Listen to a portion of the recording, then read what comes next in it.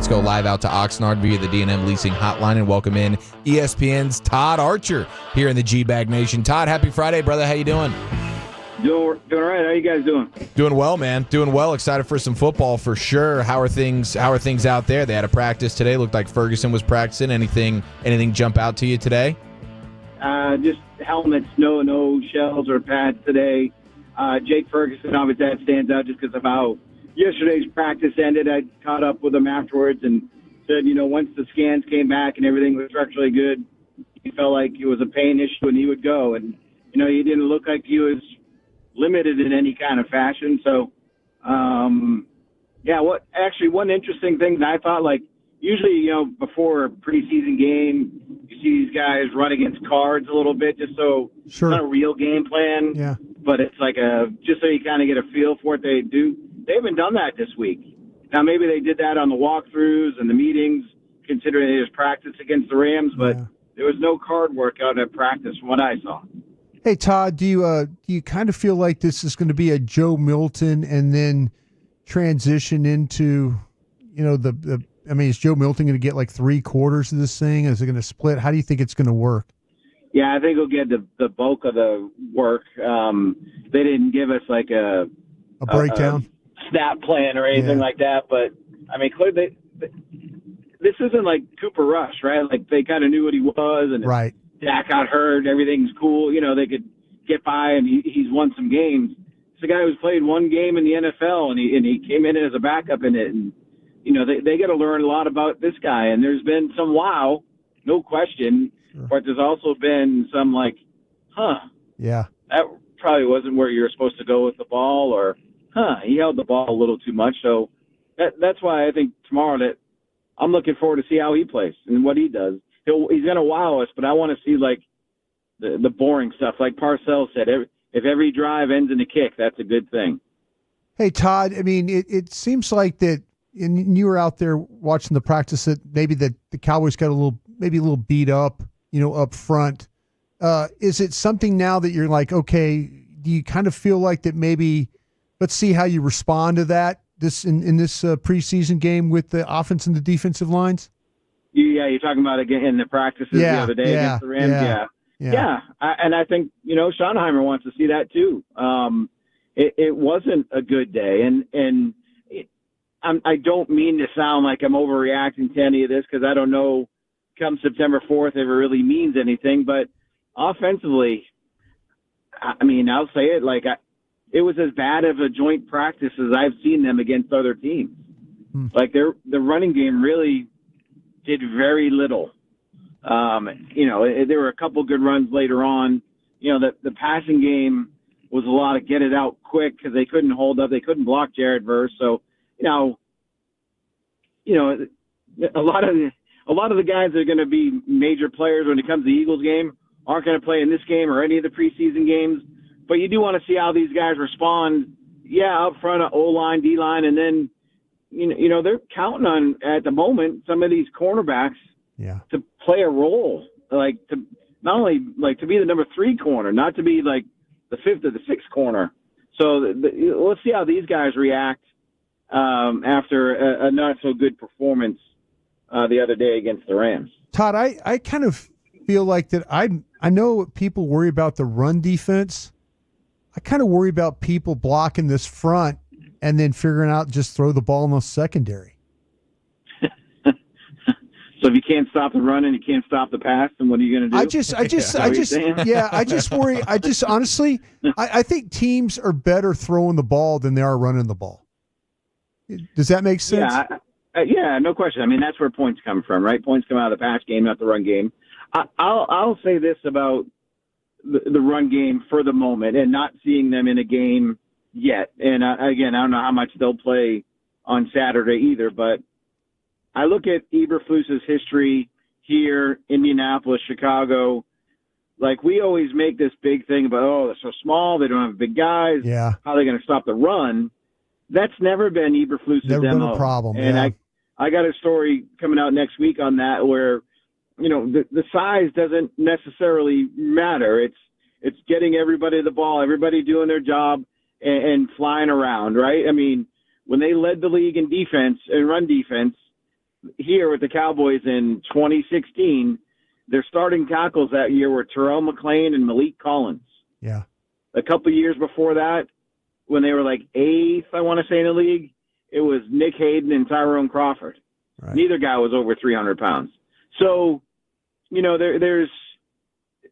there's a element of, they're too small and Mozzie can't do this.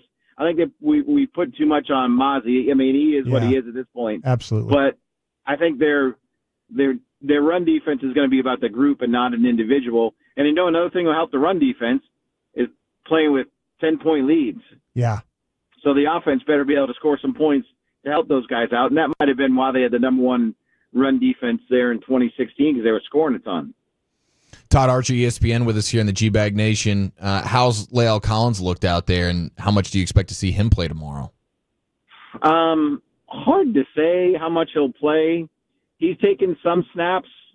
He's not caught my eye, and I don't know if that's a good or bad thing necessarily. Like, I've tried to look at him a couple times, and he looks fine. I don't know if he's making the 53, but I think he's, the value in having a guy like him around is kind of the stuff he was doing yesterday and today after practice, where he's working with some of the young defensive linemen on what they're doing and working with Tyler Smith on hand placement and things like that. So, I do think we need to remember he's not played in an NFL game since 2022. Yeah. That's an awful long time ago. Hey, Todd, kind of switching gears, maybe something I'm going to focus on tomorrow will be, and then probably on Sunday when we get the game tape, will be more about the L4 on the kickoff returning team. No. Are you going to be watching? No. I'm going to be focused. How are the Gunners looking, man? I'm going to be focused on. Okay, it's Lamb, it's Pickens. I kind of feel like it's Turpin, and now figure out everything else.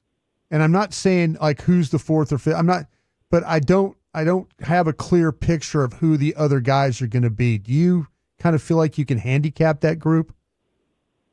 I think Jalen Tolbert has had a better camp than people think. Okay. He's not the first two guys you mentioned, and he doesn't have Turpin's speed to break away on things, but he's a solid, dependable receiver. I think they might roll through him and Turpin as their number 3 receiver, depending on what they want out of that day, depending on the matchup and things like that. I think Mingo's been fine and has had some moments, but he's going to need him in these games, I think, to kind of get everybody to notice him more than what he has in the practices. And then, if we want to get all excited over Trayshawn Holden, I'll remind everybody of John Vay Johnson and Andy Jones and all these other guys that have caught our eye in the summer that have never done anything. So, but he's made some plays against the twos and against the threes, I guess. So put him in there. Jalen Brooks, I think, in the last couple of days has really come on and played. He had a touchdown catch today, back of the end zone from Dak. I think he's kind of come on a little bit. Flournoy, you're still waiting on. But I think with their receivers, they've got more guys than they've had in the past, and now they're in the correct role where Tolbert's probably a 3, and not a 2. Right. But I think people have been too hard on Jalen Tolbert. Yeah, I know. Do you think with Tolbert, Todd, is it to me, I guess, and you could point the finger at me too, I think the consistency, like you have that really good practice, and then even I've used the word even before Schottenheimer, I know he was talking about the quiet practice where he's not that. Do you think the consistency with him is really what kind of holds him back? I think he's been consistent, to be honest with you. He doesn't make the holy cow, look at that catch. Yeah. Although he's had a couple of those, I can think of a over the shoulder catch. Yeah. Pulling on his uniform, and he made the grab. But he's not a guy who runs a 4-2. He's not going to blow by anybody. He's not going to, make the Dez-like catches. But, I think he's a solid, dependable guy as your number 3. Okay. Has Pickens been everything that he was hyped up to be? Yeah, right. Again, it's not like you always have to balance this out of, boy, that was a really good catch. Now who's he going against, right? And we've talked about the Cowboys' issues at cornerback. That's the one spot where I would say, man, they got to go get somebody. And I don't know who it is. I keep bringing up Stephon Gilmore's name, and they keep saying he can't run. So I'm like, that's fine if he can't run, but he can play football, so I'm good with that. But, yeah, I think Pickens he's had moments where it's like he ran by a guy. What I like, it's not just run by the guy or make the circus catch. It's all different levels that he's making these catches at, where he has to sit down in his zone and see it the same as Dak. He has to run away from a defender in tight red zone work, and he can do that. But even today, there was a little mix-up in a route combination with CD in the end zone where they were right next to each other, and he was supposed to break out to the corner but came back to the middle. So in a game, he would have brought the defender into CD and taken that catch away. So I still think there's stuff that he's figuring out about this offense, but from a fantasy football perspective, I'd certainly take him whenever the heck you want to take him. Is there a chance, Todd, that he has more catches than Lamb? No. Well, let me change that. Yes, if CD gets hurt, he will. But no, I think you're going to see CD go back up to 110, 115 catches just because that connection with Dak is so good. And then that's where, I wonder about how, like, the distribution of passes. Well, they want to run the ball. That's nice to say, but whatever. But we think Ferguson's going to come back to what he was a couple of years ago, so there's more catches there. Javonte Williams is a guy that can catch the ball out of the backfield and has done that in his career, so there's some more there than the running backs got last year. You got Pickens, who's certainly going to, I would say, be a 75 to 85 catch guy, and then you got CD. Where does that third receiver come in at in terms of catches if you want to run the ball the way you want to say it? So that's why, like, all this excitement over Turpin, I just want to temper it a little bit because there's only so much to go around. I think the numbers that he put up last year are fine, and that's probably what he would get this year. And if I'm wrong, you guys can make fun of me. I'm okay with that. No, we're good with that. How you talk about the coach, they talk about running the ball, and early in training camp they tried to run the ball, had some success. How committed will this guy be? Did he learn anything about his offensive line the other day that makes him go to, like, the quick game and stuff like that? Okay. I know Tyler Smith went in there. Yeah, I know Tyler Smith not much. Right. He practiced a little bit though. Sure. He was in there some. Sure. So, but Guyton wasn't out there, and that's a big loss at this moment. Even if they like what Nate Thomas is doing, show me a coordinator that says I don't care if we run the ball. Like, there's not none of them are going to say that. Right. So eventually, when you look at what you have on offense and where your strengths are, it's going to be Dak, CD, and Pickens. It's not going to be let's load left it behind these guys, right? Sure.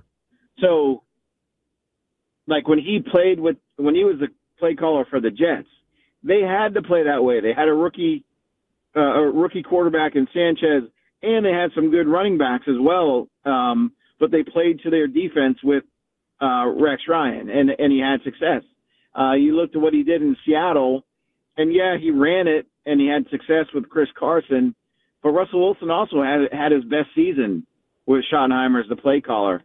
I like everything. I think it's going to be like a blend, but what this team is going to do best is line up in 11 personnel and throw it and try and mix in some run. Yeah. And then if you get a lead, then it's a lot easier to run the ball than as opposed to just kind of let's go, 3 tight ends and just try to 10, 12 play, drive it down the field. That doesn't work either. 70-30 or 80-20?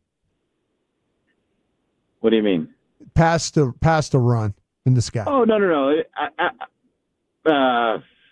Closer to 70-30, but I think it'll be 66 to – no, hold on. you had trouble with the math there for a minute. I got to do the math here. Yeah, Northeastern University. 62 to 38. Yeah. 62 to 38. How about that? I love it. How long can we expect Jaden Blue to be out? I guess he's in a boot now. It's just a bruise, which is good. I don't think you'll see him play Saturday, but it didn't sound like it was going to be a long deal. Maybe he gets back on the field next week, or maybe they're still cautious with how it goes. But I don't think it'll be anything long term. Awesome. You're the man, Todd. We appreciate the time, bro. Enjoy your time out there. I guess you got, one more week, and then you're back in the 100-degree temps? The 100s? Yeah, bro. Well, thankfully the practices are inside, so we're okay. Yeah. There he is, Todd Archer, ESPN. Thanks, Todd. Thanks, guys.